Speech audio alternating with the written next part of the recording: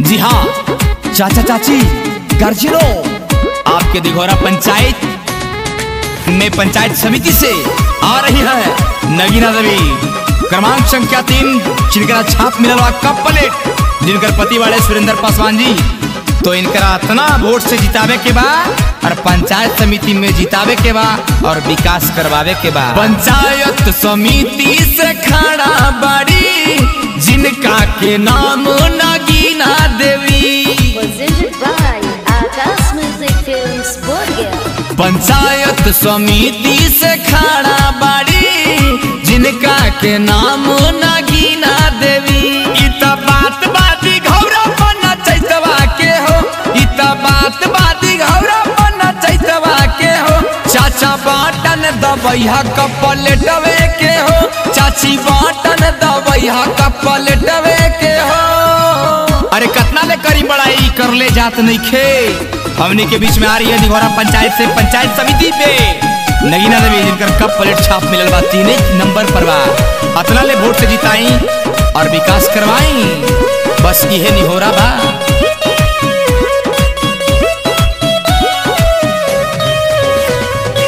जिनका रपाती सुरेंद्र पासवान जी, जिनका के जाने ला सगरी जहान जी। जिनका रपाती सुरेंद्र पासवान जी, जिनका के जाने ला सगरी जहान जी। इता बात बाती घौरा बना चैतवा के जी, इता बात बाती घौरा बना चैतवा के जी। चाची बाटन दबैया कपलेटवे के जी, भैया बाटन दबैया कपलेटवे के जी। संघर्ष करेंगे, काम करेंगे, दिखावा नहीं सेवा करेंगे। टिकारी प्रखंड ग्राम पंचायत दिघौरा से पंचायत समिति पद के सुयोग्य शिक्षित एवं समाज सेवी महिला उम्मीदवार नगीना देवी, जिनका चुनाव चिन्ह मिलल बा 3 पर कप प्लेट छाप, तो बटन दबा करके कप प्लेट के भारी मतों से विजयी बनाई और विकास करवाई जा। दिघौरा पंचायतवा में बात ना भूलाई हा, कप प्लेटवे के बटन दबाई हा। दिघौरा पंचायतवा में बात ना भूलई हा, कप पलटवे के बटन दबई हा। नगीना देवी हाथिन समाज से भी हो, नगीना देवी हाथिन समाज से भी हो।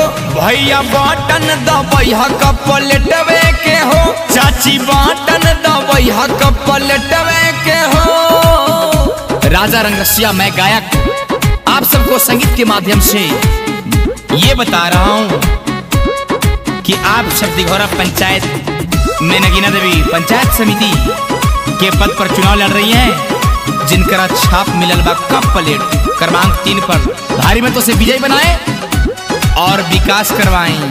ग्राम पंचायत दिघौरा में नगीना देवी जिंदाबाद। दिघौरा पंचायतवा में इनके बहाला, अब की विरोधियन के लग जाई ताला। दिघौरा पंचायतवा में इनके बहाला, अब की विरोधियन के लग जाई ताला। हाथ जोड़ा हाथिन सब है चाहे तवे के हो, हाथ जोड़ा हाथिन सब है चाहे तवे के हो।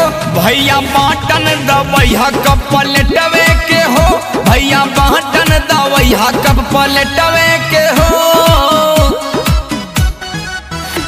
पंचायत समिति से खड़ा बड़ी, जिनका के नाम नगीना देवी। इता बात बाती घौरा बना चैतवा के हो, इता बात बाती घौरा बना चैतवा के हो। चाची बाटन दबैया कप पलटवे के हो। राजा रंग